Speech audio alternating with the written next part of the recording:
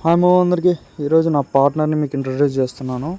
ఇంకా మన పార్ట్నర్ ఇంకా డైలీ మనం ఇద్దరం కలిసి వర్కౌట్ చేద్దామంటే సరే అని చెప్పాను. సో మనకు కూడా మంచి సపోర్ట్ ఉంటుంది కదా. ఓకే మామ, ఈరోజు నా వర్కౌట్స్ ఏంటంటే shoulder workout and bicep workouts అన్నీ 3x3 సెట్స్ చేసేసాను. అండ్ రెపిటేషన్స్ వచ్చేసి 12, 10, 8 రెప్స్ ఫెయిల్యూర్ వరకు చేశాను అనమాట.